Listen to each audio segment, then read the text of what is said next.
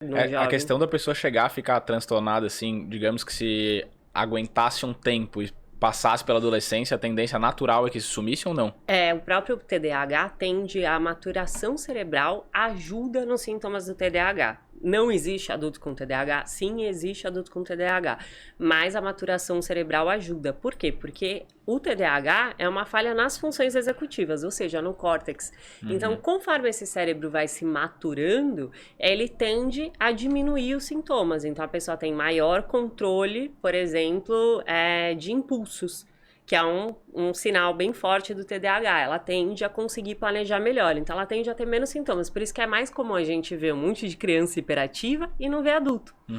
Porque o adulto, ele vai aprendendo a lidar, né? Às vezes ele até é impulsivo, mas ele se torna mais impulsivo no pensamento e menos nas ações. Ele sabe lidar com aquilo. Porque ele vai aprendendo e o cérebro dele foi maturando. Então ele foi usando a neuroplasticidade dele pra, né, trazer o comportamento que ele precisava ter pra ele conseguir ali estar naquele ambiente, mas também a maturação cerebral. Então sim, muitas coisas da adolescência, se a pessoa pudesse passar, tanto é que quando você olha para os problemas de adolescência hoje, você não pensa, puxa, não era tão grave. Sim.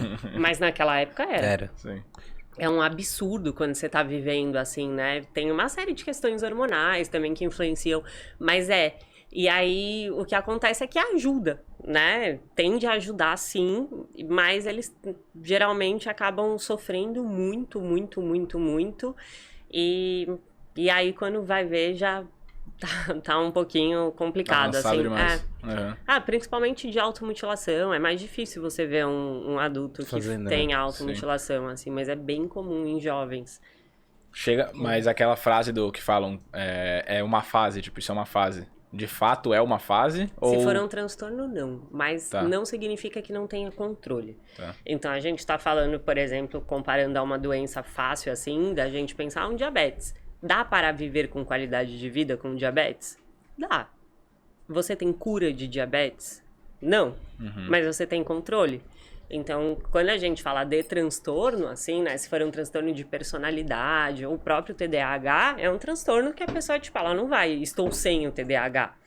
Mas ela consegue ter controle e ter qualidade de vida, que eu acho que isso que importa. Então, sim, ela vai conseguir ficar bem. E a mesma coisa para borderline, para narcisista, para todos esses transtornos de personalidade que a gente escuta tanto falar, a própria psicopatia, tudo tem tratamento, esquizofrenia e tudo mais. Então, você consegue controlar aquilo, mas você não vai ter uma cura como você teria, por exemplo, de uma depressão, de uma ansiedade, que aí sim, você consegue ter uma remissão total dos sintomas e ficar bem. Eu pensei que depressão não tinha.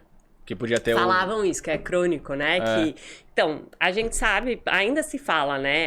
Olha, você não vai curar, você vai ter uma remissão. Mas a remissão completa dos sintomas nada mais é do que você tá bem, né? Curado. Você vai fazer uma certa manutenção, assim, ficar de olho e tudo mais. Mas dá pra você ter uma remissão total. Os outros transtornos não, você vai aprender a viver com eles. Então, você vai aprender como você funciona com o seu TDAH e de que forma que você pode fazer para que você tenha bons resultados tendo aquele transtorno, idem o resto. Tipo, o borderline, o narcisista. Então, eles vão aprender a funcionar bem, a performar do jeito que eles gostariam, ou mais próximo do que eles queriam, com o transtorno. E aí, isso dá para tomar medicamento?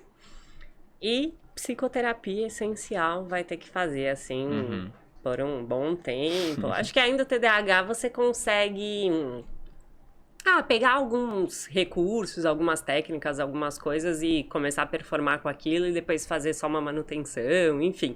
Apesar de que eu escuto vários TDAHs falando, olha, não dá pra viver sem terapia, tipo, precisa. Agora, pro transtorno de personalidade é bem importante que faça acompanhamento. E o transtorno de personalidade, a bipolaridade, enfim, a grande maioria deles dão, assim, na adolescência mesmo, tipo, Eu ouvi falar que... acho que é bipolaridade mesmo, que se não tem, ou esquizofrenia, não sei, se não tem o sintoma na adolescência, provavelmente o adulto não vai ter também, alguma coisa nesse sentido, é isso mesmo? Geralmente a esquizofrenia é no adulto jovem, tá? Então, o maior índice é em adultos jovens, muito provavelmente se a pessoa não desenvolver o transtorno até ali 25 anos, ela não vai desenvolver. A bipolaridade não entra em transtorno de personalidade, eles chamam de transtorno de humor.